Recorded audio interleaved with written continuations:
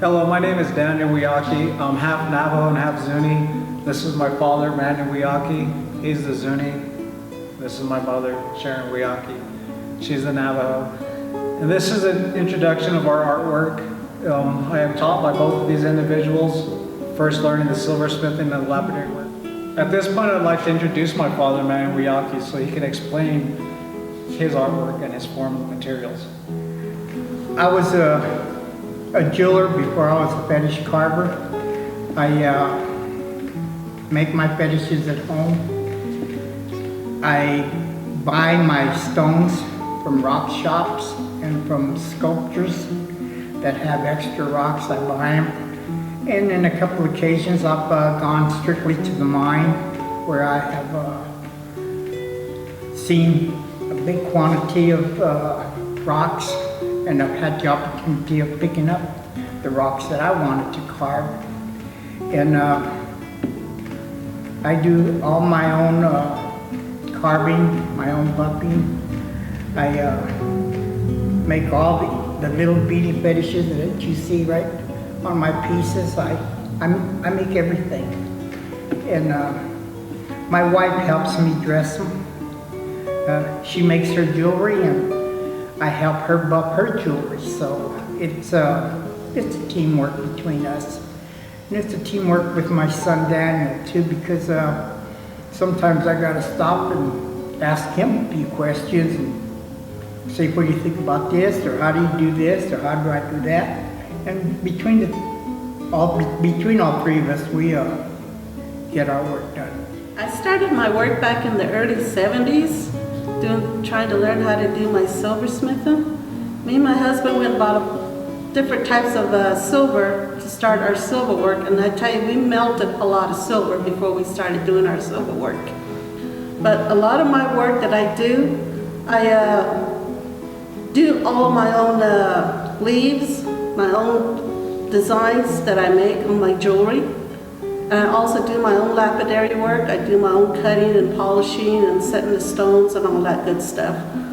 And then I do all my soldering and all my designs in every piece of my artwork that I do.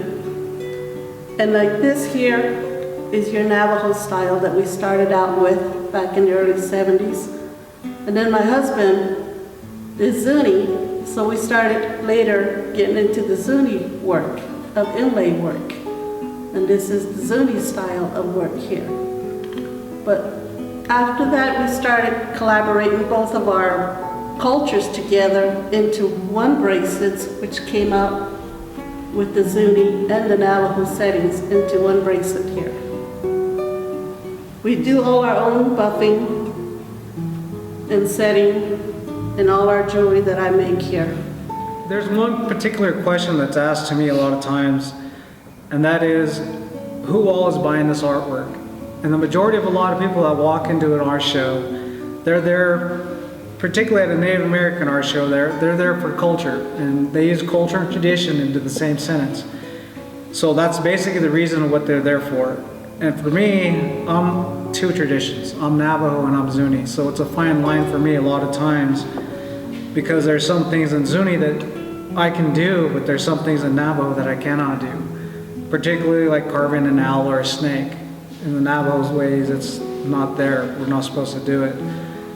Even though if you're Navajo and you are from a water clan, your protector is that of a snake. So if somebody comes up to me and asks me to carve a snake and they're Navajo, I'll do it. Just for tradition and culture, because that's who it is. But if somebody else came up to me and asked me, outside of being Navajo, they asked me to carve it, I will not carve it, because I'm not going to step on my own feet. I love my father and I love my mother, so I got to respect that. And the people that are going through the art show to buy the artwork, that are there to buy it culturally and traditionally, because they're feeling the love that comes from it, they want to learn more about it. It's basically, I would be spitting on their face if I was to step on my own feet. I can't cross that boundary of who I am. And this artwork is basically who I am. I got my mother, I got my father, and they're the ones that made me to make this. And in all this, some people, that's why they come through those doors. And whenever we do a sale with an individual, a lot of that times I could say, yes, you're a collector, you've bought my artwork. But that bonding issue that we have, the majority of all my collectors are my friends. I'm invited to their house, they bring me meals, they're part of the family. We both started this together. We didn't really say you do it or you do it. It was love. I can say it this way. Because her and I, we did one thing and we did it together. I mean, we screwed up all the time because we didn't go to school to learn how to do our art like they do now. We just sat down and did it because we wanted to do it. And from a ring, it went to a bracelet.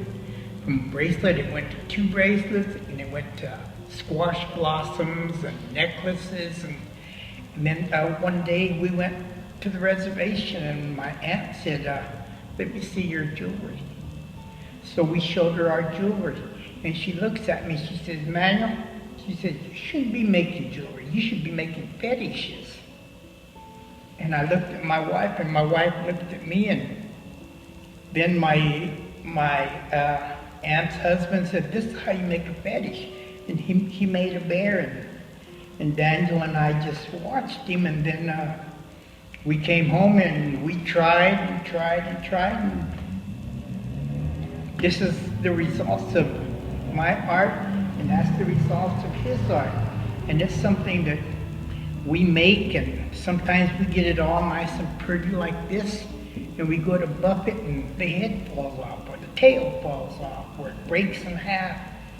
We never know what Mother Nature's got in promise for us, but we just keep on doing it and doing it and doing it, and this is the results.